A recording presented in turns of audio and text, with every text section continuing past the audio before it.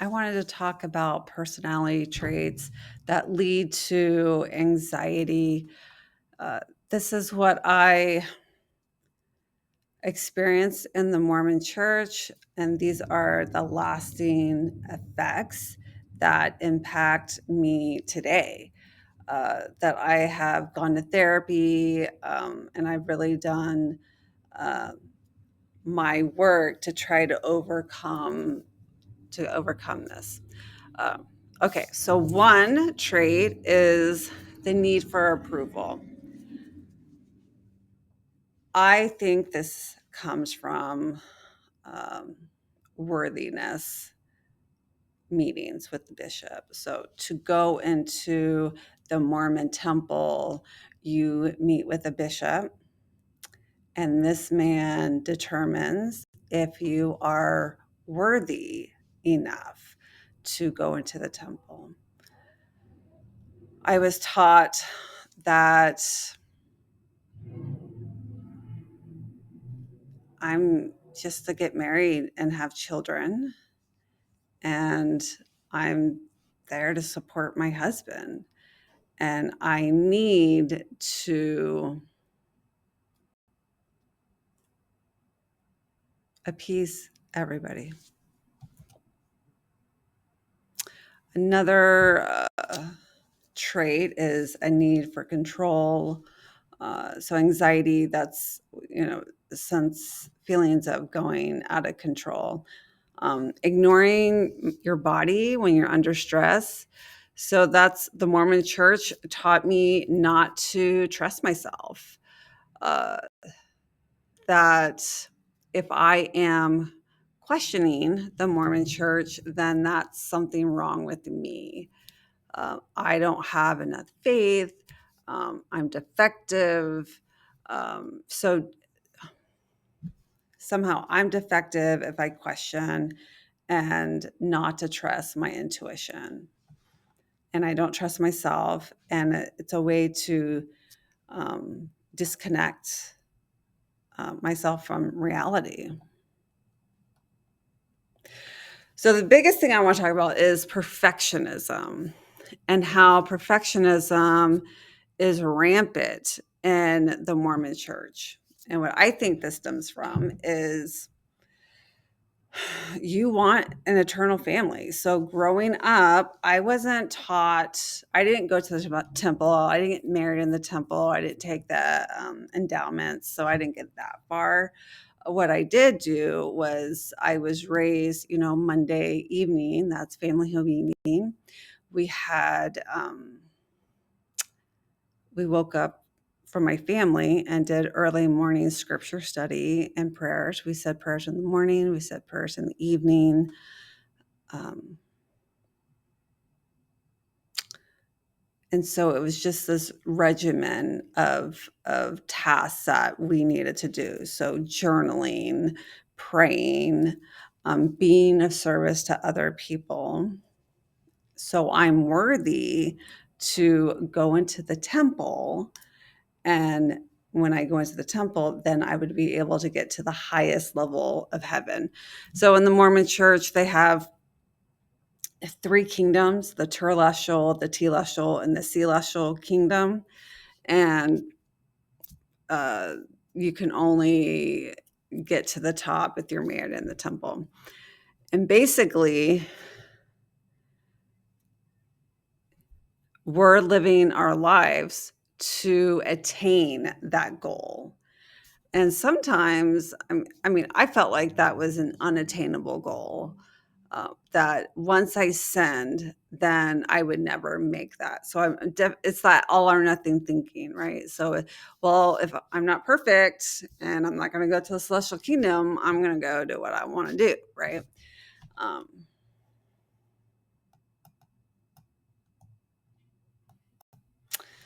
I want to emphasize that perfectionism is a trauma response, and not a fall or a defect with a person. This is uh, how I coped with trauma. So either, and once again, I said this before, that I'm unable to say, "Hey, was this my parents' parenting skills, or was this the Mormon Church principles?" And it's just so intertwined. It's together. I cannot speak of the Mormon Church without talking about my parents, and vice versa. Uh, Church is them. The Mormon religion is my parents. Their decisions, every single decision, is made through the lens of the church. So, perfectionism is having high expectations for yourself and for others. And a lot of times, this is an unattainable goal. And when we don't meet these goals, we become very critical. So I had maybe the culture of the church that if you don't, this was a big one. If women want to work outside of the home, that was really criticized, and you're supposed to be the perfect Mormon wife was to stay home, have as many children, and serve your husband. He's the patriarch of the family. So the definition, what actually is perfectionism? So that's high expectation for yourself and for other people that we with goals that we can't really attain or are really, really challenging to attain. When we don't get them, we're critical of ourselves, we're critical of others. Um, it's also a sense of superiority that the Mormon church fosters, is that, well, I go to church every Sunday. I pay tithing. I fast every Sunday. I go to the temple, I don't know, once a month. Um, so it's very judgy and very critical.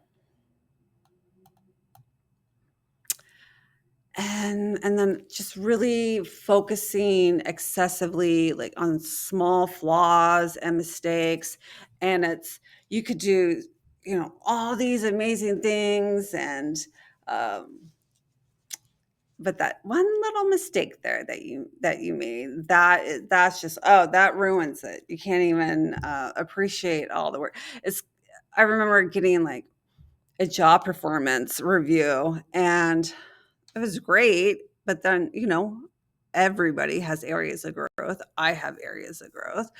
And so when it's something that I need to work on, that's all I focused on. And I'm like, yeah, that's something that I need to deal with and I need to work on. At the same time, I can appreciate all the other accomplishments I made, and work ethic. So perfectionism permeates through the Mormon church.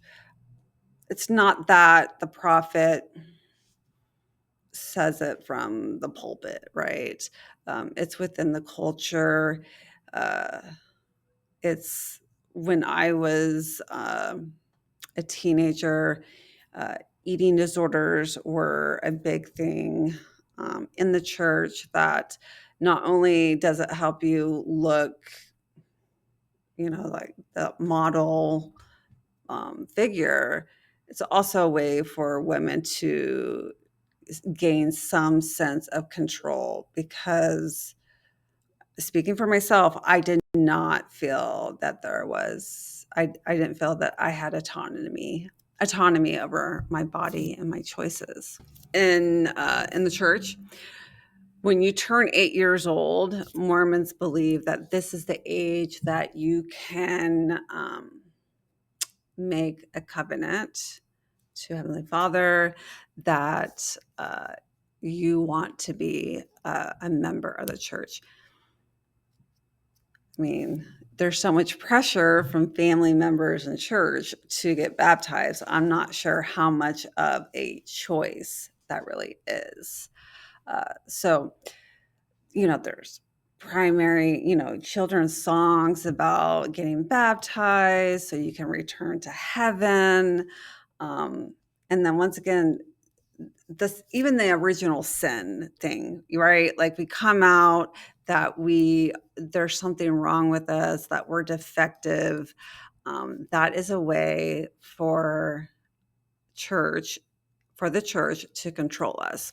So we we're sinful children, and then we get baptized when we're 8, and then we're clean. It's a clean slate, and you don't want to. I remember, oh, you don't want to cuss or just I don't know, litter, something, something small, right? You don't want to do anything wrong because you want to stay pure. So I can go to the temple and so I can have a forever family. And when you're 8 years old, this forever family is not the family that I choose as an adult when I have wisdom. This really is my parents made the choice to get married in the temple for a forever family, right? So they're making choices for their children even before they're even born. And it's a way to guilt and shame children into obedience because, well, don't you want mom and dad to have an eternal family? Wouldn't it be really sad if uh, the whole family's not going to be together because of the choices you made? Oh, talk about manipulation. Yikes.